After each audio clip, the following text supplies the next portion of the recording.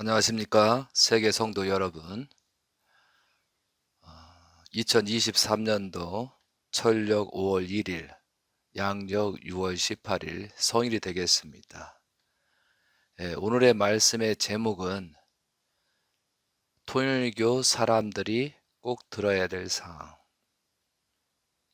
이 말씀을 전달하게 된 이유는 영계에 계신 재림 예수님께서 참 아버님께서 꼭 전달하라는 내용의 메시지가 있기 때문에 여러분께 전달드립니다. 여러분들께서 이 말씀을 들으시고 본인을 자가진단하셔서 새롭게 거듭나고 후손만대 자랑할 수 있는 그런 입장이 되시길 간절히 기원드리겠습니다. 오늘 말씀 제목이 통일교 사람들이 꼭 들어야 될 사항. 사랑하는 세계 통일교 식구님들께 말씀드리겠습니다. 이 말씀을 여러 번 꼭 들으시고 하나님이 바라시고 원하시는 성도의 길을 가시길 간절히 기원드리겠습니다. 우리들은 재림주님 시대를 살고 있습니다. 하나님과 재림 예수님이신 참 부모님의 은총과 축복으로 타락 인간의 혈통을 청산하고 새로운 혈통으로 살아갈 수 있는 축복의 시대를 살고 있습니다. 재림주이신 참 부모님께서 계실 때에는 참으로 행복하고 희망이 넘치고 온 세상을 다 품을 만큼 기쁘고 행복했습니다. 그러나 2012년도 재림 예수님이신 참 부모님께서 성화하시고 나서 점점 세상이 돌아가는 것을 보면 무엇인가 올바르지 못한 것과 많은 것이 문제가 생기고 있다는 것을 알게 되었습니다. 최근에 우크라이나 전쟁 같은 엄청난 사건들이 일어나고 있고 무엇인가 모르게 불안하고 무슨 큰일이 곧 터질 것 같은 생각이 들고 있습니다. 여러분들이 잘 알고 있듯이 예수님이 십자가의 길을 가고 나서 예수님을 따르던 사람들은 처참하게 도망 다니면서 고난과 핍박의 생활을 하였습니다. 그리고 나서 예수님을 불신하던 바리새인 제사장 혈족들은 40년 후 예루살렘이 망하면서 엄청난 희생을 당했습니다. 그리고 거기에서 살아남은 유대민족들은 2000년 동안 나라 없이 떠돌이 신세가 되었습니다. 예수님이 십자가의 길을 가고 난 이후에도 회개와 용서를 빌지 않고 있는 유대민족, 제사장, 바리새인들은 아직까지 구세주 메시아가 오지 않았고 예수님이 하나님의 아들이라고 인정하지 못했습니다. 그렇게 주장하면서 모세의 율법을 중심하고 살아왔습니다. 그리고 비로소 재림주 시대가 왔습니다. 그러나 그들은 모세의 율법대로 할례의 전통을 이어가면서 하나님이 택한 선민이라고 주장하고 2000년 동안 살아왔던 것입니다. 1900년도에 재림주님이 오시면서 그들은 비참하게 사탄들에게 600만 명에서 800명까지 대학살이 벌어졌습니다. 비참한 역사였습니다. 2차 세계대전이 생기면서. 왜 그러한 비참한 일이 생겼는가? 재림 예수님 말씀집을 보면은 무지 때문이고 적당히 살면 되겠지 하면서 설마 하다가 비참하게 되었다고 했습니다. 그리고 예수님의 십자가로 말미암아 그 죄값을 치룬 것이다 라고 말씀에 나오고 있습니다.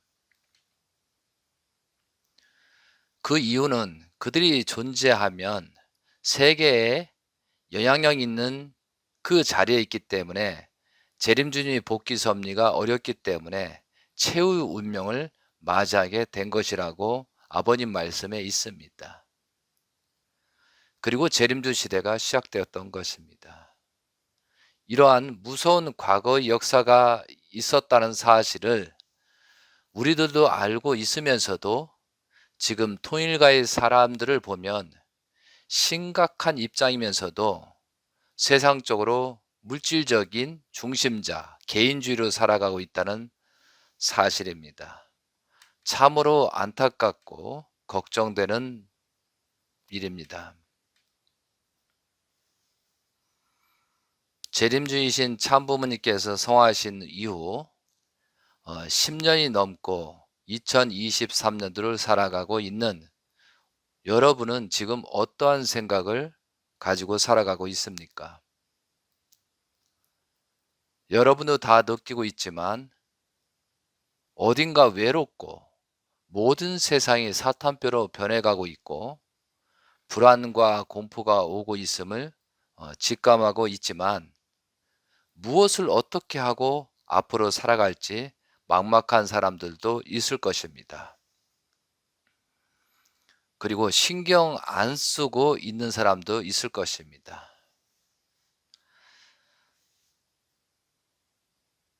재림 예수님께서 남겨주신 원리강론 말씀을 봉독하고 말씀을 시작하고 연계해서 보내준 메시지를 전달하도록 하겠습니다.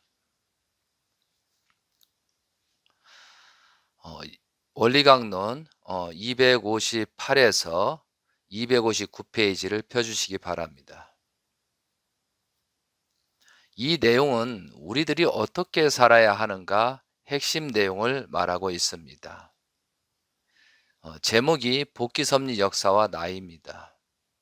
같이 봉독하도록 하겠습니다. 나라는 개성체는 어디까지나 복귀섭리 역사의 소산이다. 따라서 나는 이 역사가 요구하는 목적을 이루어야 할 나인 것이다. 그러므로 나는 역사의 뜻 가운데에서 서야 하며 그러기 위해서는 복귀섭리 역사가 오랜 기간을 두고 종적으로 요구하여 나오고 있는 탕감 조건들을 나 자신을 중심하고 횡적으로 찾아 세워야 하는 것이다. 그러므로 비로소 나는 복귀섭리 역사가 바라는 결실체로서 설 수 있는 것이다. 따라서 우리는 이제까지 역사 노정에서 복귀섭리의 목적을 위하여 부름받던 선지 선열들이 이루지 못한 시대적인 사명들을 이제 나를 중심하고 일대의 횡적으로 탕감복귀하지 않으면 안 된다. 그렇지 않고서는 복귀섭리의 목적을 완수할 개체가 되어질 수 없는 것이다. 여기서 나는 나 자신을 얘기하는 겁니다. 우리가 이러한 역사적인 승리자가 되기 위하여는 선지선열들을 대하시던 하나님의 심정과 그들을 부르셨던 하나님의 근본 뜻, 그리고 그들에게 맡겨졌던 섭리적인 사명들이 과연 어떠한 것이었던가 하는 것을 세상에 우리들이 살면서 알아야 된다 이거죠. 그러나 타락인간은 그 자신으로서 이러한 입장에 설 수 있는 사람은 하나도 없는 것이다.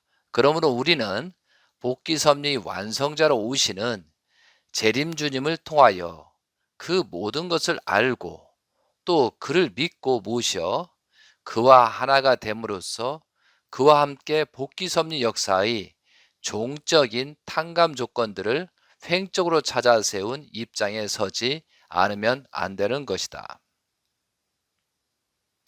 이와 같이 복귀섭리의 뜻을 이루기 위하여 왔다 간 모든 선인들이 걸었던 길은 오늘날 우리들이 다시 되풀이하여 걸어야 될 길인 것이다. 우리들이 걸어야 된다라고 되어 있습니다. 뿐만 아니라 우리는 그들이 다 걷지 못하고 남기고 간 길까지도 모두 걸어야 한다. 여기서 이 말씀은 개인적으로 보면 각 조상들이 걷지 못한 내용, 조상들이 잘못된 내용을 탕감 조건 세우는 것도, 그러니까 조상회원 축복을 통해서 조상들을 거듭나게 하는 우리가 지상 생활을 해야 된다는 거죠. 자, 가장 중요한 부분입니다. 그렇기 때문에 타락인간은 복귀 섭리의 내용을 모르고서는 결코 생명의 길을 찾아 나갈 수 없는 것이다. 여기서 복귀 섭리를 알아야 생명의 길을 찾아 나갈 수 있다라고 했습니다. 그래서 우리들이 복귀 섭리를 자세히 알아야 하는 이유는 실로 여기에 있다라고 정확하게 원리 강론에 명시가 되어 있다는 거죠. 그런데 많은 사람들이 복귀 섭리는 알 필요 없다, 과거이다, 이렇게 말하는 사람이 있어요. 재림주님께서 이렇게 말씀하셨는데 사탄 편에 있는 그들은 필요 없다, 성경은 과거다, 성경은 볼 필요가 없다, 우리는 완성했다, 이렇게 떠드는 사람도 많이 있다는 거죠. 자, 그런 것을 또 잘못됐다고 말하는 말씀이 원리강론 310페이지에 나옵니다. 한번 여러분 원리강론의 310페이지에 펴주시기 바랍니다. 여기엔 제목이 제2장 모세와 예수님을 중심한 복귀섭리라고 쓰여 있습니다. 앞절에는 여러분이 봉독하시고 원리강론 311페이지를 보시겠습니다. 예수님이 전형 노정으로 야곱 노정과 모세 노정을 세우신 이유, 이렇게 되어 있습니다. 한번 봉독하겠습니다.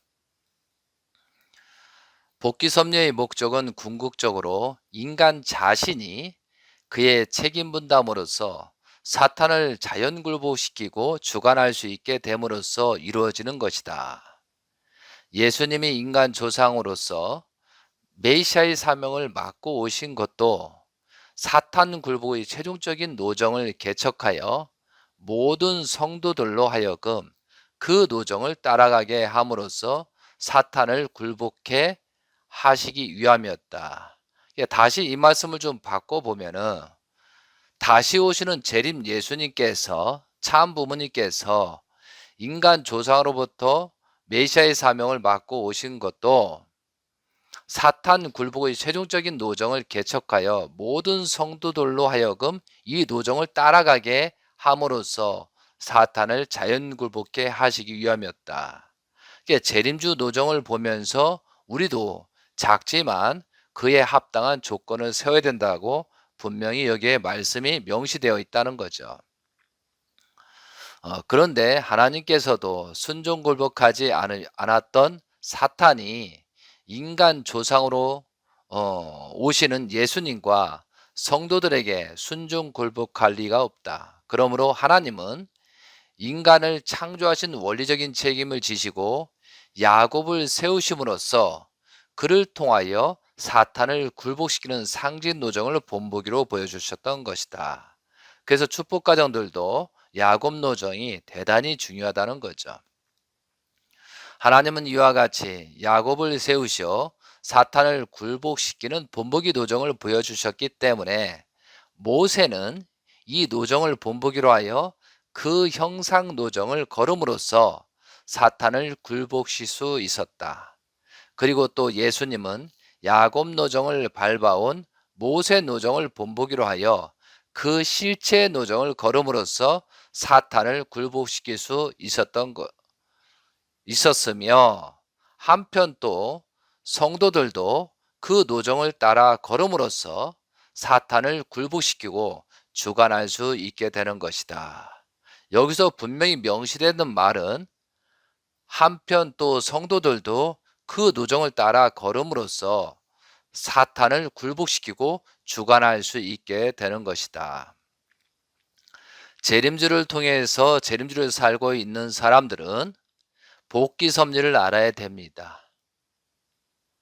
복귀 섭리를 알고 내 자신은 어떻게 거듭날 것인가, 그런 생각을 하지 못한다고 하면 결국은 도태되고 나중에 후손들의 집만 되고 영계에 가게 된다는 사실이죠. 힘든 길이고 어려운 길입니다. 왜? 탕감 조건을 세운다는 것이 편하게 갈 수는 없습니다. 남들이 쾌락주의에 빠졌더라도 나 자신만큼은 새롭게 그 무리에 소속되지 않고 그 한 가지 길을 택해서 고단한 길을 갈 수밖에 없는 것이 우리들이 해야 된다는 거죠. 그러니까 하나님께서 아담과 하와가 타락으로 말미암아 6천년이라는 시간이 걸렸다는 거죠. 그러니까 우리가 가는 거에 대해서 힘들다, 고단하다 이것보다는 우리 정말 이 시대에 엄청난 혜택을 받았기 때문에 감사하면서 가는 그런 자세가 필요하다는 거죠. 그러면은 성경에 나온 말씀과 재림 예수님께서 말씀하신 내용들을 간추려서 여러분께 꼭 알아야 될 부분을 말씀을 드리도록 하겠습니다. 아담과 하와의 타락으로 말미암아 인류는 6천년 동안 그 피를 받고 살아왔습니다. 아담 가정에서 가인과 아벨이 살인 사건이 벌어졌습니다. 그 이유는 아담과 하와가 죄를 숨기고 자식에게 말해주지 않았기 때문입니다. 그래서 일어난 사건입니다. 다시 간단하게 말씀드리면 아담과 하와가 자식을 낳고 나서 우리가 타락했다. 타락했기 때문에 하나님께서 너희를 통해서 복귀 섭리를 한다. 그런 말도 안 했고, 또한 아담과 하와가 타락했으면서 자식한테 말하지 않았으니까 가인과 아벨은 온전한 줄 알고 성장을 했다는 거죠. 그래서 가인이 완벽하도록 하나님이 제물을 올리라고 할 때 가인이 아무것도 모르는 상태에서 제물을 올렸다는 거죠. 그런데 하나님께서는 가인의 제물을 집어 던져버렸습니다. 그리고 선과 악을 분립하기 위해서 선편인 아벨의 제물을 받았습니다. 만약에 아담과 하와가 그 제물을 올리기 전에 아담과 하와가 타락한 사실을 말했다면 가인은 결코 제물을 올리지 않았을 것입니다. 그러니까 아담과 하와도 죄인으로서 속여서 죽고 자식까지 그런 비참사가 만드는 동기가 되었다는 거죠. 그래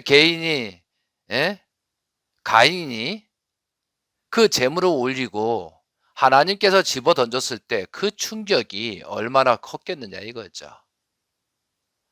그리고 나서 결국은 가인이 하나님의 아들인 줄 알고 생각했는데 아니기 때문에 할 수 없이 내 친부모를 찾는 거예요. 그래서 그때 위로한다고 루시엘이가 나타나서 내가 아버지라고 하는 거죠. 그러면서 루시엘이 뭐라고 합니까? 만약에 가인아, 아벨이 없었다면은 네 재물을 받았을 것이다. 그러니까 아벨을 죽여라. 이렇게 유혹이 됐기 때문에 가인이 아벨을 죽이는 사건이라고 볼 수가 있습니다. 정작 가인이 아벨을 살인 사건의 동기는 아담화가 타락한 내용을 전달하지 않았고 또한 자신들이 회개하고 용서를 빌지 않고 숨겼던 사실이 여기서 결론이 나타난 거죠.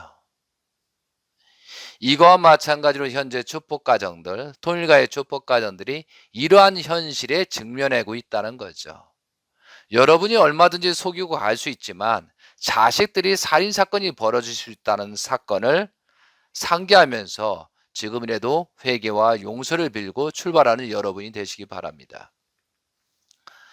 그리고 다음은 노아 가정에서 홍수 심판 이후 함의 실수로 말미암아 함이 고통을 받은 것이 아니고 함의 아들 가나안이 종의 종으로 떨어지는 비참사 종생활을 400년 동안 했습니다. 노아의 그런 홍수 심판 승리 조건을 세웠는데도 함이 그 실수로 말미암아 자기 생각대로 판단하는 바람에 함이 심판을 받은 것이 아니고 함의 아들이 종의 종으로서 400년 동안 아브람 때까지 심판을 받아왔다는 거죠. 그러니까 우리가 축복가정이 잘못하면은 그냥 지나갈 수가 있다는 거죠. 그런데 우리 후손들이 그 대가를 치른다는 것을 분명히 아시기 바랍니다. 그런 내용이 또 있습니다. 아브라함이 비둘기, 양과 암소 세 가지 상징원제 제물을 온전하게 올려야 실수했습니다. 그 실수로 말미암아 그 400년 동안 그 종살이를 하였습니다. 그때 그 종살이 하는 기간 동안에 아브라함은 영계에 있었겠죠.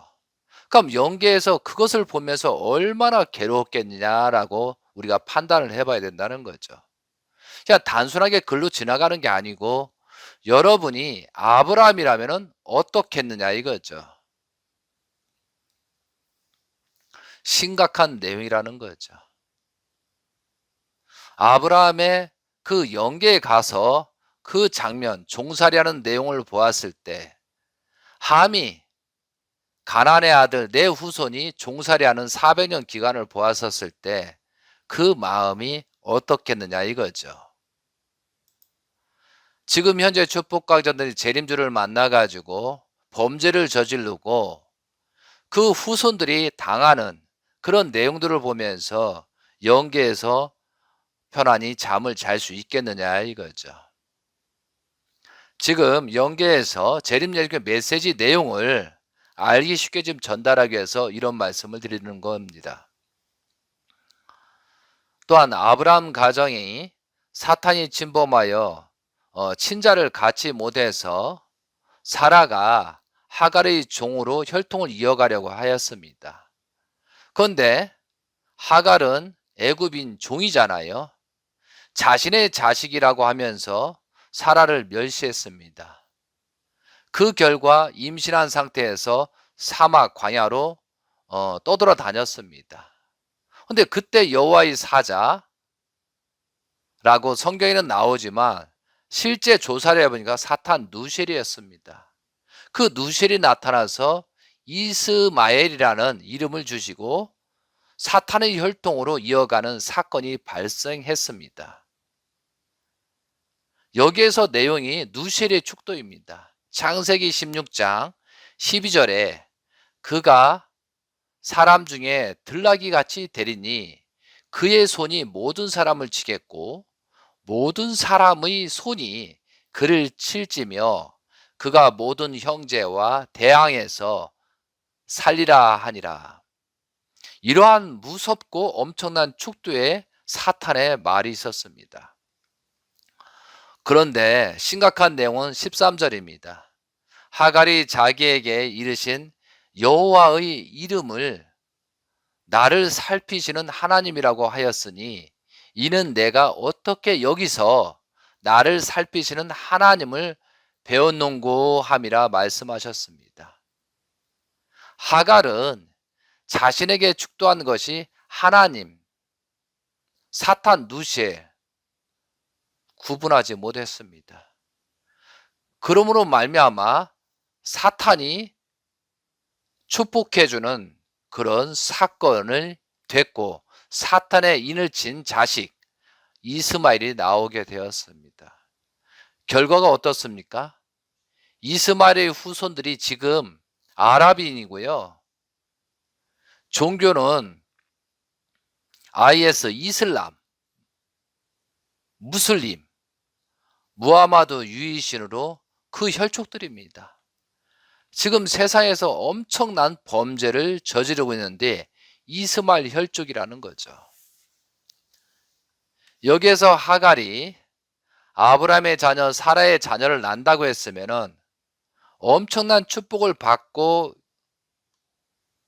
이스마엘이 자랐을 텐데 자기 자식을 낳겠다고 해서 광야로 떠나는 바람에 그 순간에 사탄이 들어가서 역사해버렸던 사건이죠. 여기에서 엄청난 교훈이 있습니다. 여기서 통일교 가정들이 축복 과정이 살펴보면 축복을 받고 나서 지금 누구 자식이라고 키우고 있습니까? 하나님의 아들, 딸로서 지금 키워야 하는데 자기 자식이라고 생각하면서 마음대로 세상적으로 키우고 있다는 사실입니다. 그러면서 축복을 받은 2세니 3세라고 자랑하고 있습니다. 2세, 3세들이 지금 어디에 있습니까? 여러분 자녀들이 지금 무슨 일을 하고 있습니까? 참으로 심각한 현실입니다.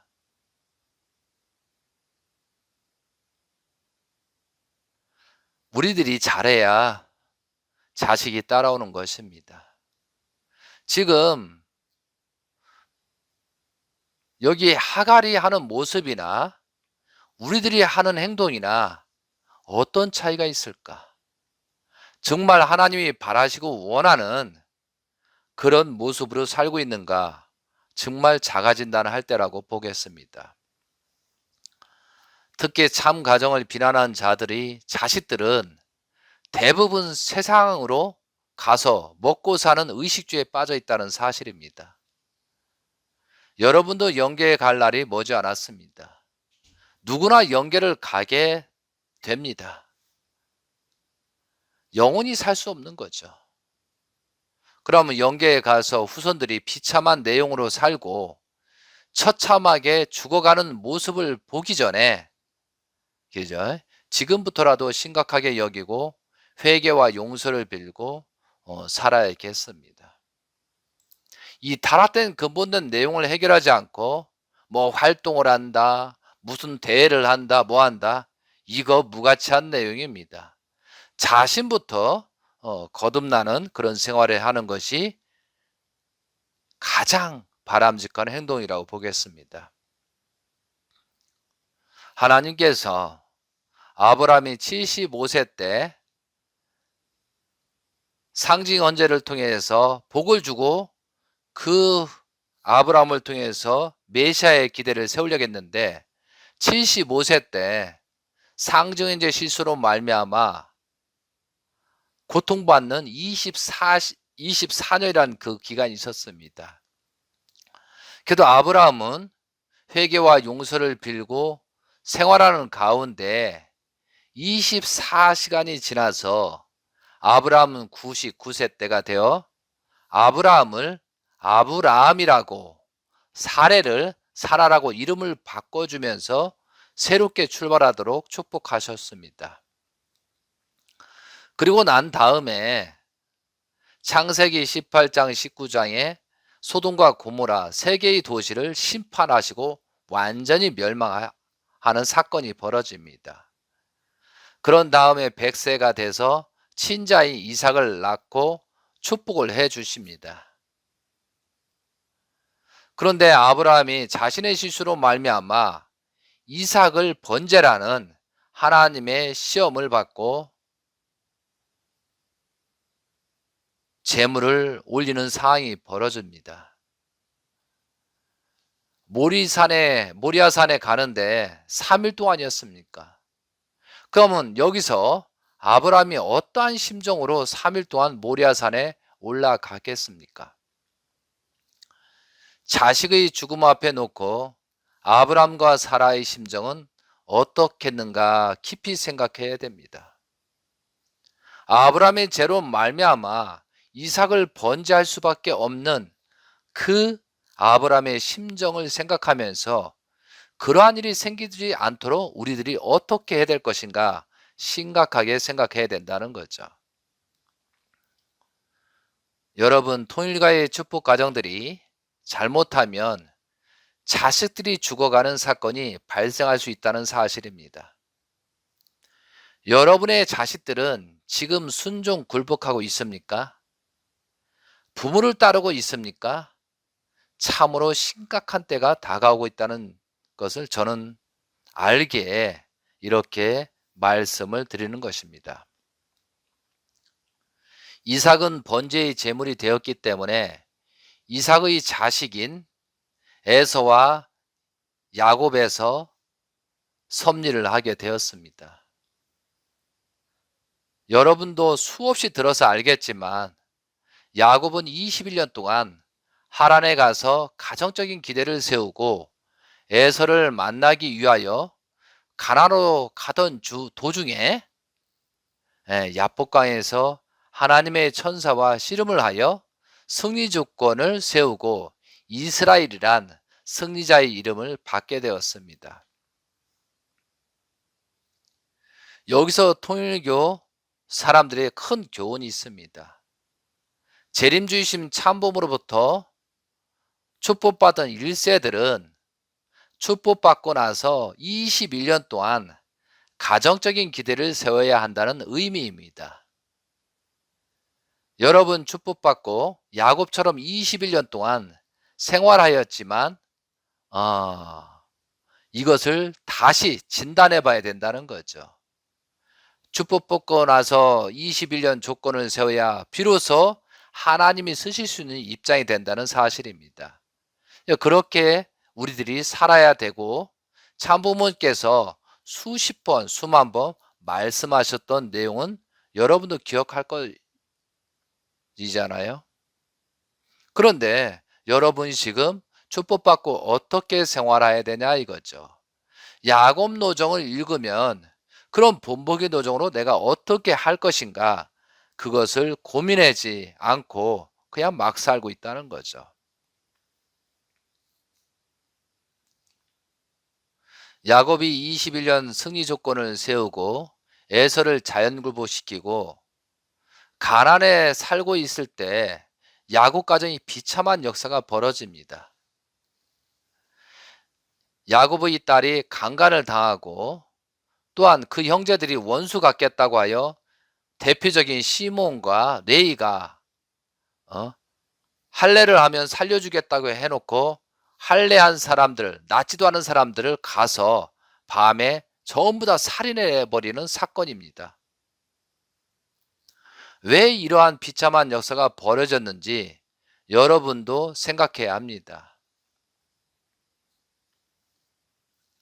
그런데 나중에 그 사건이 생기고 나서 야곱이 깨닫습니다. 야곱 가정에서 여자 부인들이 우상생배를 하고 라헬이 드라빔을 감추는 그런 얘기처럼 우상들을 모시고 있었기 때문에 사탄들이 침범하여 야곱 가정을 비참하게 만든 것입니다. 여기서 통일가의 축복 가정들이 모습을 살펴봐야 합니다. 지금 축복받은 사람들이 모범적으로 살고 있는 사람들이 얼마나 되는지 궁금합니다. 재림주가 성화한 이후에 전부 각자가 우상들을 모시고 다른 곳으로 가서 신앙 안 하고 있는 사람들이 너무나 많이 보이고 있습니다. 무엇이 문제가 있는지 생각하면서 우리들이 회개와 용서를 빌고 다시 출발하고자 하는 마음이 있는지 참으로 걱정입니다. 야곱 가정의 비참사보다 재림주문부로부터 축복받은 여러분들이 더 큰 비참사가 벌어지기 일보 직전이라는 사실을 저는 알고 있습니다. 이런 심각한 때를 우리가 어떻게 넘을 것이냐 그것을 곰곰이 생각을 해야 된다는 거죠. 야곱이 이런 일이 있고 나서 야곱이 상수리 나무에 여자들이 가지고 있는 우상들을 모두 상수리 나무에 묻고 나서 비로소 하나님이 야곱에게 이스라엘이라 앞으로 이스라엘 이름이라는 호칭을 붙여주고 그렇게 섭리가 전개됐던 사실입니다. 그 후에 라헬이 베냐민을 낳고 죽습니다. 또 얼마가 지나서 장자 루벤이 라헬의 종이었던 빌라를 강간하는 사건이 벌어집니다. 엄청난 사건이잖아요. 아버지의 부인을 강간한 것입니다. 루벤이 그랬다는 거죠. 그래서 창세기 49장 3절에 보면 내가 아버지의 침상을 올라 더럽혔음이로다. 내가 내 침상을 올랐었소다 라는 그런 유언 말씀에 장자의 명분을 잃어버렸다고 그렇게 야곱의 유언이 있다는 거죠. 재림 예수님의 말씀입니다. 원리강론에 아브라함, 이삭, 야곱은 뜻으로 본 일대라고 하셨습니다. 그리고 2대는 요셉이요, 3대는 에브라임이라고 하셨습니다. 참 부모님께서는 재림주시기 때문에 아브라함과 이삭과 야곱의 모든 노정을 완성하셨기 때문에 참 부모님, 재림주가 되는 것입니다. 그리고 1대가 되는 것입니다. 그리고 2대가 대신자이신 문영진님이고 3대가 문신주님이라고 발표하셨습니다. 그리고 수십 번 우리에게 전달했습니다.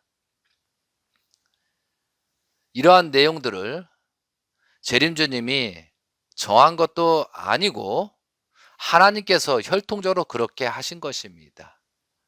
하나님께서 하신 것을 재림주님이 그 말씀을 깨닫고 그렇게 섭리를 하신 겁니다. 그렇기 때문에 우리가 상속에 관한 것은 함부로 언급해서는 안 된다는 거죠. 이런 내용들은 혈통적인 문제는 재림주님 마음대로 할 수가 없다는 것입니다.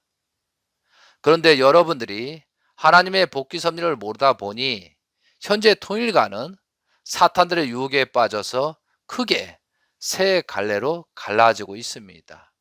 결국은 상속자 싸움입니다.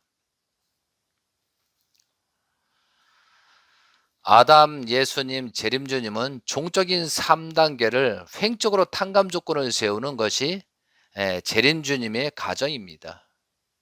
그럼 재림주님은 아담 가정에 실패했던 내용을 청산하고 예수님이 하지 못했던 일을 대신하여 승리 조건을 세우는 것이 사명입니다.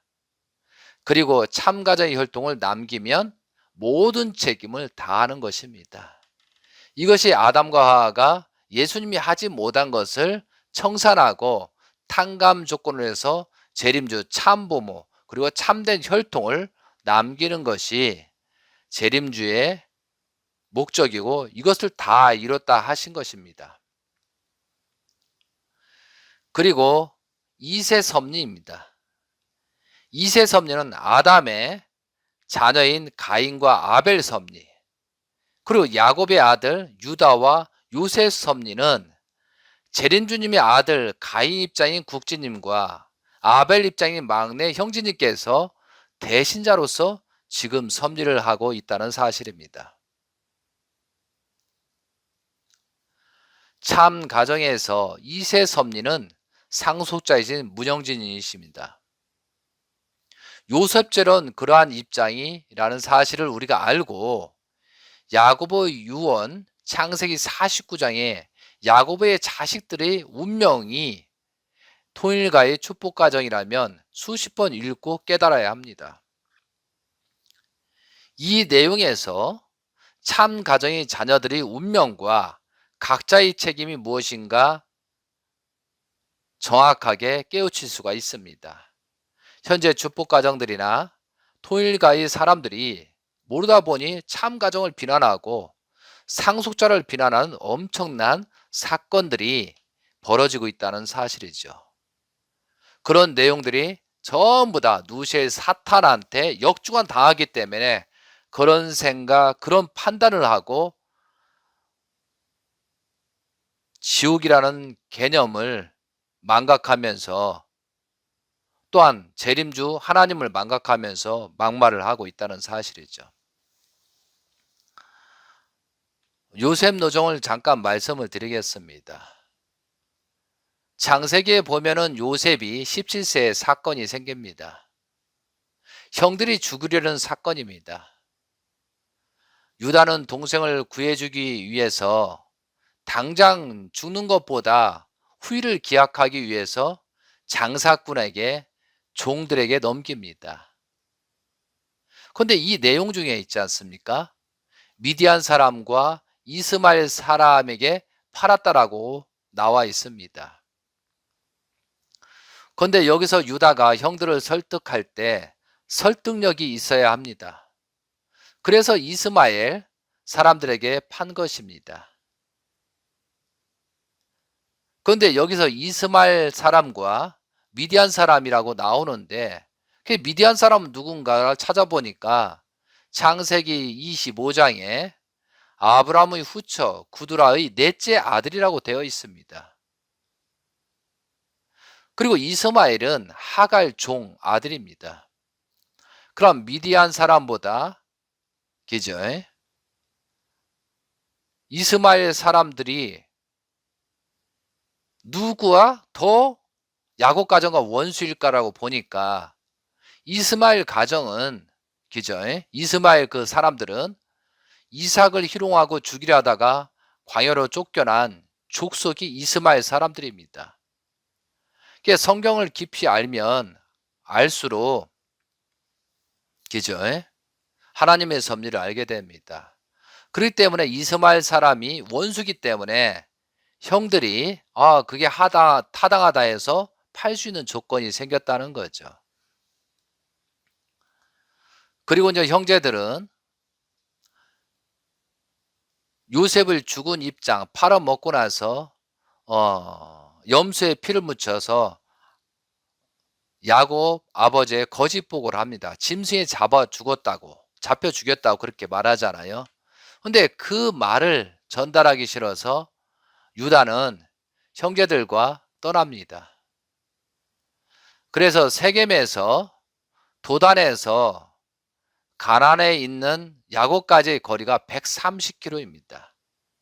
그럼 130km 우리가 걸으려면 일주일 이상을 걸어야 될 거라 이거죠.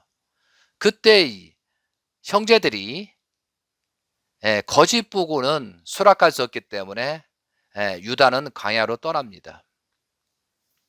성경에는 그렇게 기록이 되어 있습니다. 그런데 거기서 수아라는 딸과 가정을 이루어 엘과 오난과 셀라를 낳습니다.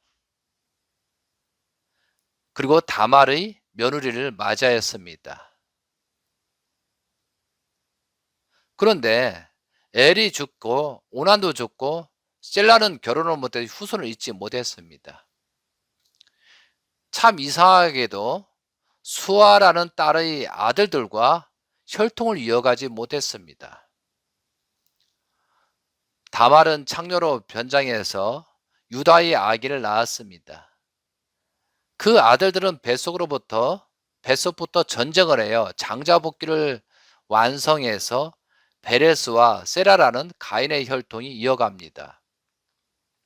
참 그래서 왜 이런 일이 생겼는가?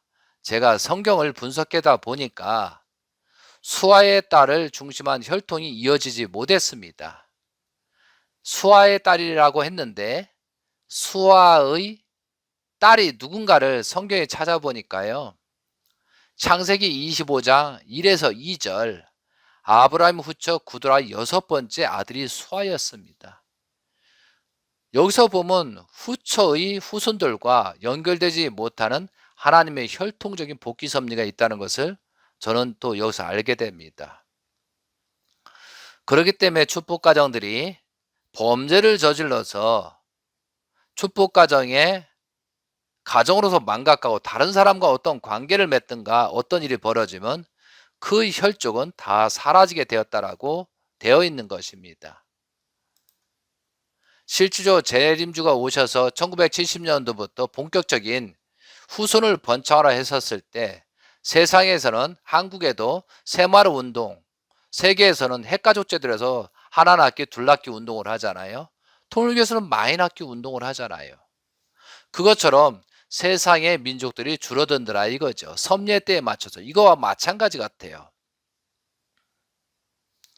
국진님의 가정을 잠깐 살펴보면 지금 유다가 첫 번째 부인하고는 혈통을 잊지 못하고 두 번째 다말의 혈통을 이어가는 것처럼 국진님이 유다의 섭리를 하고 있거든요.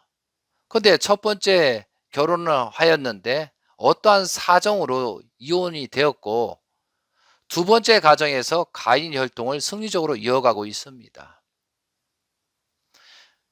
재림 예수님께서는 자녀에게 12지파를 형성하였고 그리고 나중에 최종적으로 손자들을 통하여 혈통적으로 12지파를 완성하시고 성화 직전에 다 이뤘다고 하셨습니다.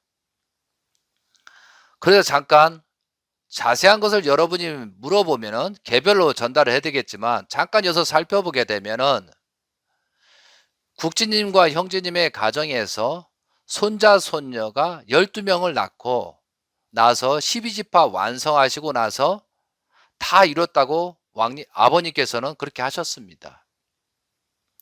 대신자이신 형제님의 가정을 보면 신팔, 신만, 신궁, 신준, 신득입니다.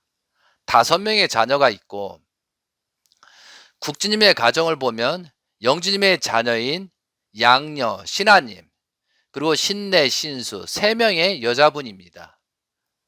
그리고 다음에 신국, 신천, 신편, 신주님을 남자 4명을 낳았습니다. 이것이 12지파입니다.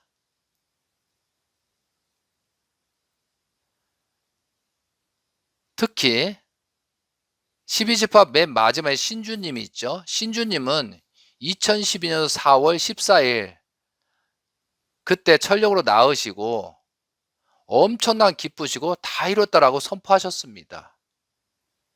그런데 여기에서 말씀 주에도 있지만 신팔, 신만, 신궁, 신준, 신득님을 보면은 팔만궁전득, 팔만궁전을 완성했다 이런 뜻이 되고요.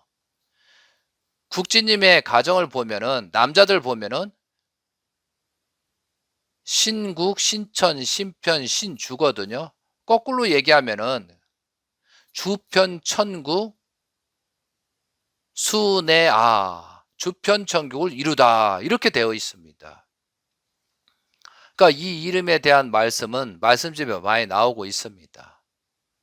그만큼 혈통의 관계에 대해서는 하나님이 지시한 대로 철저하게 진행되고 있었다는 거죠. 그러니까 혈통 문제에 관해서는 아버님도 이렇고 저렇고 할 수 없다는 거죠. 하나님의 지시에 따라서 언제 그 시점에 맞춰서 상속을 하고 전달해주고 12지파를 선포하고 그렇게 하시는 거다 이거죠. 우리들이 말이에요. 신앙생활하면서 자기 생각과 다르면은 원수라고 하고 자기 생각이 맞다고 하면 따르고 동조하거든요. 근데 우리가 한 가지 짚어야 될 거 여러분이 잘 생각해야 되는데 본인이 생각하는 그 자체가 그 생각하고 어떤 느낌이 드는 거에 대해서 그것이 도대체 어디서 왔는가? 어디서부터 이게 출발된다? 그것을 원리적으로 분석하지 못하면은 사탄의 유혹에 빠진다는 거죠. 야곱 가정에서 형제들을 보면 심각한 문제가 있습니다. 요셉이 상속자라는 것은 어느 정도 이들도 알고 있었을 것입니다. 그런데 복귀 섭리를 볼 때 16세 장성기를 넘고 17세 완성기를 출발하면서 요셉이 꿈 이야기를 한 것입니다. 그 내용이 창세기 37장 7절부터 나오잖아요. 근데 첫째 꿈이 뭐냐면 성경을 한번 보셔도 됩니다. 우리가 밭에서 곡식단을 묶더니 네 단은 일어나서 당신들의 단은 네 단을 둘러서서 절하에더라. 이렇게 꿈 얘기를 합니다. 그러면은 이제 하나님의 섭리가 되고 뜻이 됐기 때문에 야곱을 중심 삼고 섭리가 출발되는구나. 이렇게 형제들이 깨달았다면 얼마나 좋겠습니까? 그런데 이렇게 하지 못하니까 요셉을 통해서 꿈을 말하게 만든 것이거든요. 근데 이 꿈을 들은 형제들은 이제 때가 되었구나. 요셉이 상속자니 요셉을 일이 잘할 수 있도록 도와줘야 됐다. 그렇게 해야 되는데 형제들이 어떻게 해서 반대로 요셉을 더 미워했습니다. 그러니까 다시 하나님께서 꿈을 나타나게 해주는 겁니다. 창세기 37장 9절에 보면 내가 또 꿈을 꾼즉 해와 달과 11별이 내게 절하에더라. 이런 말을 전한 겁니다. 이것은 요셉의 섭리 때가 되었음을 말하는 것입니다. 하나님의 섭리를 모르는 그 형들을 깨우치기 위해서 그 꿈 얘기를 한 겁니다. 그런데 오히려 더 시기하고 죽이려고 작당까지 하는 그런 사건이 벌어진다는 거죠. 그러니까 이 내용을 알고 계시는 재림 예수님은 어떻게 하셨습니까? 12번째 요셉과 같은 입장에 있는 형제님을 하나님이 성리 준수가 될 때까지 철저하게 비밀로 하고 숨겼습니다. 그럼 우리가 알다시피 16세에 여러 가지 섭리의 전환점이 벌어지잖아요. 아버님께서 16세에 묘두산에서 출발 섭리를 하시고 영광의 면류관이라는 그런 시까지 쓰시면서 섭리 활동을 하시기 시작하잖아요. 그것처럼 16세에 굉장한 전환점이 있었다는 거죠. 아담과 하하가 타락할 때도 16세 전후였고, 그렇기 때문에 여기서 요셉이 17세에 이런 일이 벌어진다는 거죠. 근데 기대가 되지 않았기 때문에 요셉이 죽을 수밖에 없는 입장이 떨어진다는 거죠. 그것을 아버님께서는 아시기 때문에 요셉이 30세 총리 대신 될 때까지 예수님께서 30대 말씀은 시작될 거 그때까지 기다리는 것입니다. 그때까지 철저하게 숨겼습니다. 그러면 우리들 신앙자들도 이런 것을 내용을 알고 아버님의 말씀한 내용을 순종 굴복하면서 그것을 받아들여야 되는데 불순종했다는 사실이죠. 요셉의 입장인 대신자를 30세가 되면 2008년도 4월 18일 날에 대신자로 천명하십니다. 세계회장, 한국회장으로 취임식까지 하잖아요. 그리고 나서 때가 되고 2009년도 만왕의 왕 하나님 해방권 대관식을 통해서 대신자로 온 세상에 천명합니다. 통일교인만 아는 게 아니고 온 세상 사람들이 통일교의 대신자는 상속자는 문영진이구나, 막내 아들이구나 다 알게 됐습니다. 그런데 정작 통일교 내부에는 이런 문제, 심각한 상속자 문제를 가지고 싸우고 지금도 그러고 있고 자기가 상속자라고 그렇게 하고 내가 아직도 아버지를 대신한다 이런 사람도 있잖아요. 심각한 상태라는 거죠. 여러분 그래서 성경 말씀과 복귀 섭리를 알아야 재림주님이 참부모께서 어떻게 하시는 내용을 이해하고 따를 수가 있는 것입니다. 여러분들이 복귀 섭리를 모르면 결코 생명의 길을 찾아 나갈 수 없다라고 좀 전에 읽어드렸잖아요. 그래서 복귀 섭리를 알아야 참 부모가 참 가정이 어떻게 하는지를 알고 또한 내 자녀들을 어떻게 교육시킬 것인가. 1세들은 야곱 노정을 보면서 나는 어떻게 복귀 섭리를 하면서 갈 것이냐. 또한 여자들을 어떻게 수습해서 갈 것이냐. 남자와 여자들은 태초부터 생태계부터 다릅니다. 남자는 종적이고 여자는 횡적입니다. 어떻게 보면 죄송하지만 여자는 하루가 기쁘면 만족합니다. 섭리하고 상관없습니다. 그것이 아담과 하하고 그렇게 하나님께 지은 것입니다. 그래서 섭리를 하시는 여러분들이 횡적인 그런 관계의 수수장격을 잘하지 못하면은 결국은 다 역주관 당해서 부인 말을 듣다 보면 전부 다 사탄으로 빠져가는 그런 형태들을 내가 수십 군데 여러 사람의 가정에서 지금 보고 있습니다. 그러기 위해서는 남자들이 더 똑똑해야 된다는 거죠. 그래서 여러분들이 복귀 섭리를 모르고서는 결코 생명의 길을 찾아 나갈 수 없기 때문에 지금부터라도 성경 공부를 하지 않으면 안 된다는 거죠. 저는 재림 예수님 말씀집을 검토하고 있습니다. 그럼 그 600여 권의 내용을 분석하면 200권의 주요 내용은 하나님의 섭리를 말씀하셨고요. 또한 200권의 주요 내용을 보면 예수님에 관련된 내용입니다. 예수님 때 어떤 사건이 있었고 예수님 때 이런 사건이 있었으니까 하지 말라라는 그런 내용입니다. 그리고 200권 내용은 우리들이 어떻게 해야 한다고 서양 말씀이 있습니다. 600권의 3분의 1이 예수님 때 사건들을 말하고 있습니다. 결론적으로 말씀드리면 예수님 때 유대 민족들의 실수, 세례 요한의 실수, 예수님의 제자들의 실수를 재림주님 시대에 실수하지 말라라고 당부하는 재림주 예수님의 말씀입니다. 아버님의 말씀이다 이거죠. 그런데 결국은 성경 말씀을 알지 못하면서 이해도 못하고 전부 다 우리들이 사탄의 주관을 받는 그쪽으로 빠지고 있다는 거죠.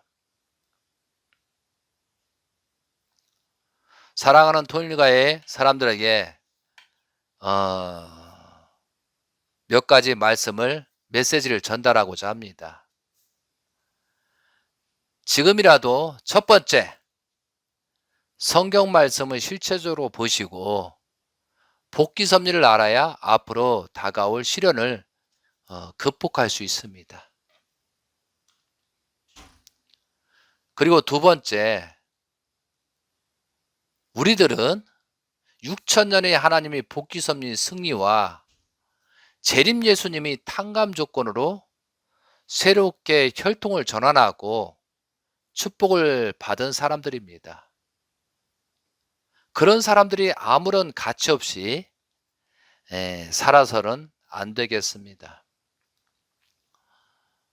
우리들을 축복시키기 위해서 엄청난 탕감 조건을 세우셨고 하나님께서 6천 동안 수고하셨고 재림주님께서 그러한 조건을 세우셨습니다. 그런데 우리들이 축복을 받았다고 하여도 타락성이 많이 있습니다. 이것을 탕감 조건을 세우면서 언제든지 섭섭이가 들어가면 사탄이 조종할 수 있다는 유혹에 빠질 수 있으니까 견뎌야 됩니다. 그리고 우리가 축복받을 때 서약서, 성원문답 4가지가 있잖아요. 우리가 책임지겠다라고 조건적으로 축복을 받은 것입니다. 그렇기 때문에 우리는 조건적인 축복을 받았기 때문에 그런 조건들을 하나씩 이겨내야 온전한 축복 과정으로서 살아갈 수 있다는 거죠. 세 번째로 재림 예수님 성화 이후 10년이라는 시간이 지났는데 여러분은 어떠한 생각으로 살아가고 있습니까? 재림 예수님이 2013년도 기원절을 맞이하면서 그것을 고대하셨는데 결국은 한 사람도 데려갈 자가 없다고 하시면서 결국 성하셨습니다. 재림 예수님이라고 하시는 분이 병원에서 성하셨습니다. 진정으로 이것이 하나님이 바라시고 원하시는 성화는 아닐 것입니다.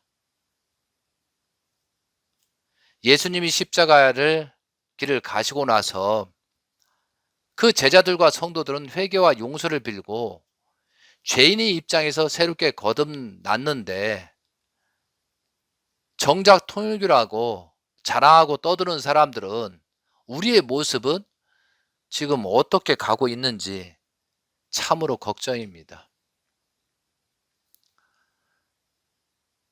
네 번째로 재림 예수님은 아담과 하가 완성하지 못한 것을 탕감 조건을 세우시고 창조 목적을 완성하셔서 재림주 참부모가 되신 것입니다. 그리고 번성을 하시고 창조 목적을 완성한 실체의 중심에 문영진 대신자를 세운 것입니다. 그렇기 때문에 사탄들은 가장 무섭고 두려운 존재가 대신자가 되는 것입니다. 그러니까 사탄들의 졸개들이 최대한 대신자를 공격하는 입장에 있다는 거죠.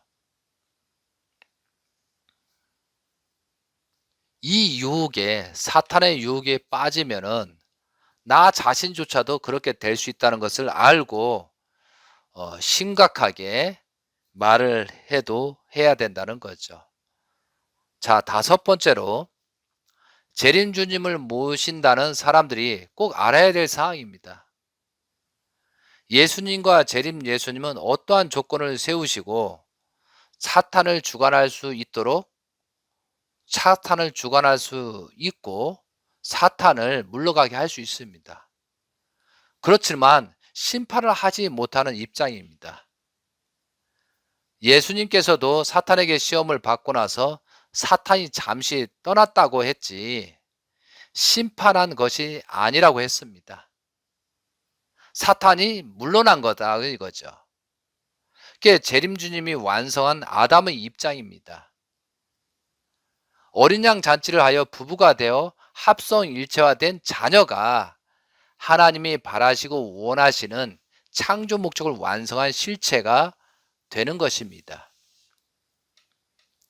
그러므로서 정분합, 하나님이 정이고 아담과 하와가 부고 그리고 합이 자녀입니다. 그 자녀를 중심 삼고 사탄을 심판하고 주관할 수 있고 사탄을 괴면시킬 수 있는 조건이 성립되는 것입니다. 여섯 번째, 이 중요한 내용을 모르고 따라왔던 식구들에게 사탄이 작용하여 대신자를 비난하고 자신의 자식보다도 못하다고 비난하고 어떤 사람들은 심지어 통일교는 망친 자로 거꾸로 여기면서 비난하는 입장에 떨어져 가고 있다는 사실입니다. 이것이 다 복귀 섭리를 모르다 보니 사탄이 그들의 몸을 빌려 사용하고 있는 것입니다. 예수님 때 가룟 유다에게 사탄이 들어가서 예수님을 파는 모습과 동일한 조건이라는 거죠. 어떻게 보면은 더 심각한 내용이 될 수 있다는 거죠. 일곱 번째, 무지한 사람들은 사탄의 술수에 잘 넘어갑니다. 이게 사탄은 위로를 잘합니다. 그 유혹에 빠지면 안 됩니다.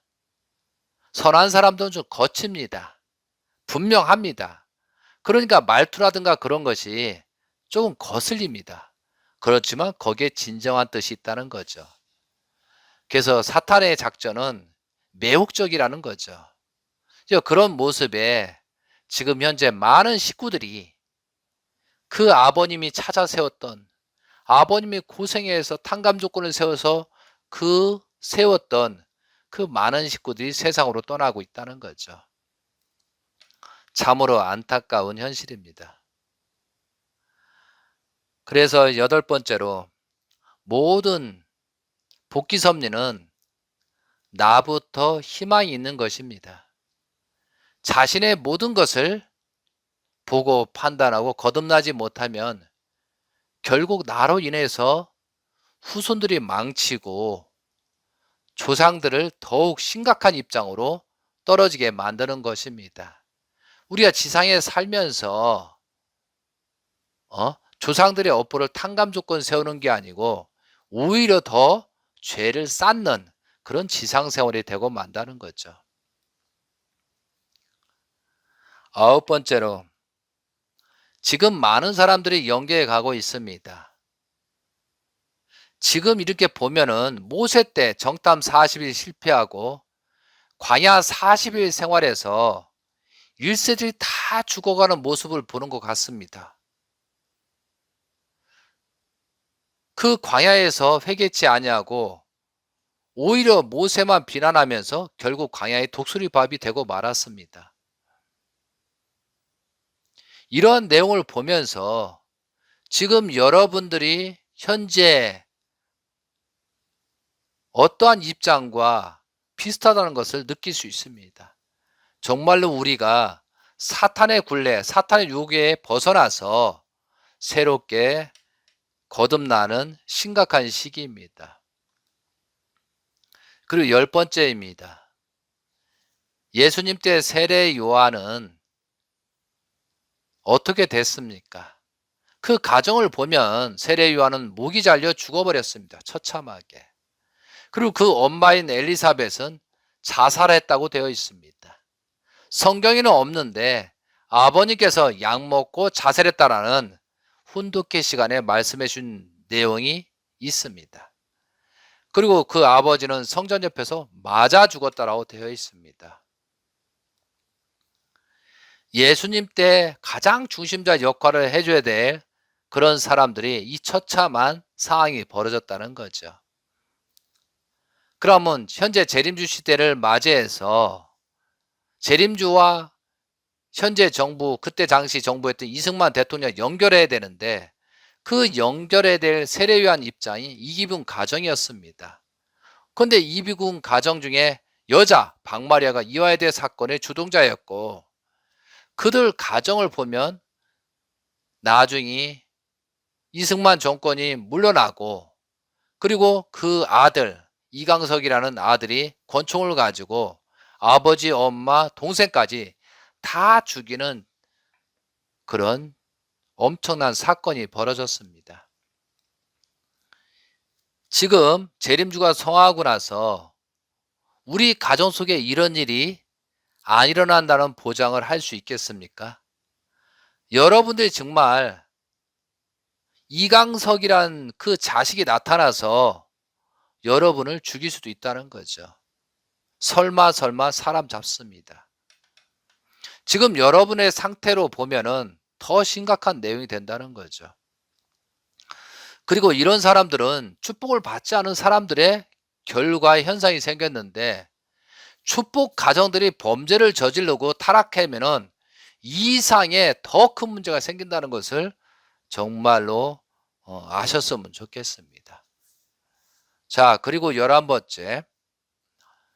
재림주님을 영접하지 못해서 6.25 전쟁이나 한국 전쟁이 일어났습니다. 그런데 재림 예수님이 성하셨는데 아무 일이 없다고 생각하면서 멍하니 있는 사람들이 너무 많아서 지금 걱정돼서 말씀드리는 것입니다. 6.25 사변까지 생겼는데, 그죠? 지금 재림주가 성하신 이후에 아무 문제가 없고 축복받았으니 괜찮을 것이다. 이렇게 착각하는 사람들이 너무 많습니다. 심각합니다.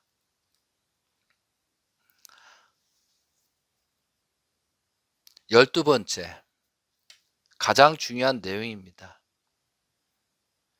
여러분도 어느 순간에 영계에 갑니다. 모든 사람이 가게 되어 있습니다. 근데 축복을 받았던 사람들이 영계로 가면 어디로 갈 것인가 한번 생각해 보았습니까? 정말 재림주님, 예수님 곁으로 갈 수 있다고 지금 생각하십니까? 왜 본인은 알면서도 숨기면서 살아가고 있는지 참으로 걱정입니다. 지금이라도 본인의 실체를 밝히고 회개와 용서를 빌고 거듭나시길 부탁드립니다. 우리들은 누구나 영계로 갑니다. 내 자신이 잘못하여 영계로 가면 그 후손들이 뭐라고 할 것입니까? 그리고 13번째, 재림 예수님께서 기원절을 맞아야 하는데 왜 한 사람도 데려갈 자가 없다고 하여 제가 조사를 해봤습니다. 왜 한 사람도 데려갈 수 없다고 하셨는가? 그런데 지금 10년이 되고 나서 그 원인을 확실하게 알게 되었습니다. 축복 가정들이 외도하거나 영적 육적 탈선자가 많다는 사실을 알게 되었습니다. 특히 참 가정에 대한 비난하는 자들이 대부분이 육적인 탈선이 있다는 사실을 확실하게 알게 되었습니다. 사람들은 최소한의 양심이 있기 때문에 자신을 숨기기 위해서 다른 어떤 화제를 몰고 와서 자신을 감추려고 하다 보니 자기도 모르는 가운데 참 가정을 비난하고 있다는 사실이죠. 14번째입니다. 축복 가정들이 탈선하여 영계에 가면 어떻게 되는지 잘 알고 있지요. 영계에 가기 전에 정말 이것부터 회개와 용서를 빌고 가시길 바랍니다. 특히 지도자들에게 말하는 것입니다. 탈선하여 영계에 가서 다시 부활하기란 엄청난 시간이 걸린다는 것입니다. 아담하와는 미안성계에 탈선했어도 미안성계 타락했죠. 축복을 받고 타락한 게 아니잖아요. 미완성에 타락해서도 6천 년 동안 욕을 먹고 있잖아요. 그런데 하물며 재림주로부터 축복받은 사람들이 타락하여 영계에 가면 그 복귀까지 수십 년, 수만 년 지옥 생활을 할 때까지 엄청난 고통을 받을 것입니다. 저는 기도해 보면 그걸 느낄 수가 있습니다. 그러면 지옥 생활을 할 때 그 지상에 있는 사람들이 상상이 못할 정도로 비참하고 창피하고 더럽고 무섭고 두려운 생활을 할 것은 명백한 사실입니다. 이 내용을 알면서도 지상에서 용서를 빌고 말하는 것이 창피하고 부끄럽다고 해서 그냥 넘어간다면 이건 굉장히 어리석은 사람이라는 거죠.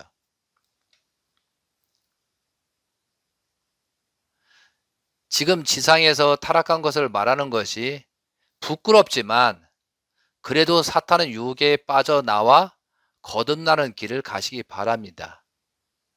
탕감 조건이란 그만큼 어려운 길입니다. 그래도 해야 하는 것입니다. 용기를 가시기 바랍니다. 16번째입니다. 통일가도 초창기에 많은 사람들이 고생을 하였습니다. 그래서 현재 살고 있는 사람들이 복을 받고 있습니다. 그렇지만 정작 중요한 것은 본인 상태입니다. 타락은 누가 해주는 것이 아니라 스스로 정리하고 가야 할 중요한 내용이라는 거죠.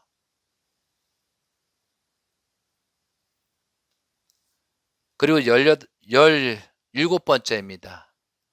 여러분 이제라도 복귀 섭리를 공부하고 깨달아야 거듭날 수 있습니다. 자신부터 회개와 용서를 빌고 거듭나야 가정을 복귀하고 천국을 바라볼 수 있는 것입니다. 많은 사람들이 활동을 하고 한미동맹이다 뭐다 활동하는 사람이 있습니다. 그런데 많은 사람들이 나라를 위해서 뭘 하라고 하지만 정작 개개인들을 보면 이 타락된 내에서 살고 있으니 희망이 없다는 거죠. 그래서 나부터 거듭나시길 부탁드립니다. 18번째입니다. 참 가정의 복귀 섭리와 참 자녀들의 복귀 섭리가 어떻게 되는지 궁금하면 연락 주시기 바랍니다. 가정 상담도 해드리겠습니다. 새롭게 거듭날 수 있는 기회입니다. 그러나 시간이 얼마 남지 않았다는 사실입니다. 마지막으로 사랑하는 성도님, 통일교님께 말씀드립니다. 오늘 이렇게 말씀드리는 이유는 다시 말씀드리겠습니다. 재림주님께서 영계에서 메시지를 보내주셨습니다. 영계에 계신 아버님 말씀입니다. 지금 나에게 축복받은 자식들이 타락하여 영계로 많이 오고 있다. 내가 부모인데 어떻게 할 수가 없구나. 내가 지옥에 가면 내가 지옥에서 가서 그들을 보면 살려달라고 매달리고 이런 모습을 볼 때 참으로 괴롭고 참으로 그 자식들을 보면서 내 가슴이 찢어질 듯 아프구나. 내가 지상에 있을 때 내 자식들을 희생시키고 내가 고난을 받으면서 타락한 자들을 구원해 주었는데 지금은 영계에 있으니 어떻게 할 수가 없구나. 정말 참으로 괴롭구나. 지상에 타락한 자들아, 아무리 어리석은 놈이라고 할지라도 지상에서 타락한 내용만큼은 정리하고 오라. 제발 부탁이다. 제발 영계에서 그 모습을 바라보니 너무 괴롭구나. 그래도 축복받은 인연인데 그 모습을 보면서 나는 어떻게든 해 주고 싶은데 해줄 수 없구나. 이러한 메시지가 저는 받았습니다. 그래서 여러분께 그동안에 인연됐던 내용이고 형제 자매였기 때문에 오늘 이렇게 말씀을 드리게 되었습니다. 이 말씀을 듣고 불쾌하거나 듣기가 힘든 사람도 있을 것입니다. 그러나 많은 사람을 살리기 위해서 그만큼 통일교회 가정들이 무너졌다는 사실이고 참 아버님 성화로 말미암아 회개치 못하고 용서를 빌지 못하고 그런 모습들이 그 결과가 드러나고 있다는 사실이죠. 지금 여러 사람들이 회개하고 거듭나기 위해서 다시 출발하고자 찾아오는 사람도 있습니다. 언제든지 연락 주시면 어, 최선을 다해서 도와드리겠습니다. 그리고 진실로 제 유튜브 말씀을 전달하고 있지만 많은 사람들이 정말 깨달아야 되겠습니다. 그리고 이러한 재림주 시대를 맞이해서 이런 심판의 기운, 어떤 온천 징후가 오는 것은 축복가정 중심자들이 책임입니다. 우리가 온전하게 살고 올바르게 살았다라면 이런 일이 결코 생기지 않을 것입니다.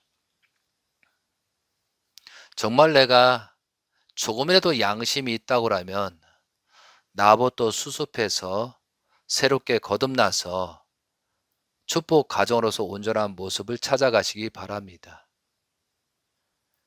그리고 사탄의 유혹에 빠지지 말고 정말 그 초심으로 돌아가서 하나님을 사랑하고 재림주를 생각하면서 그렇게 기도하다 보면은 또한 복귀 섭리를 정말 공부하시고 성경 말씀을 공부하셔야 자기 갈 길을 찾아갈 수 있다고 말씀드리고 싶습니다.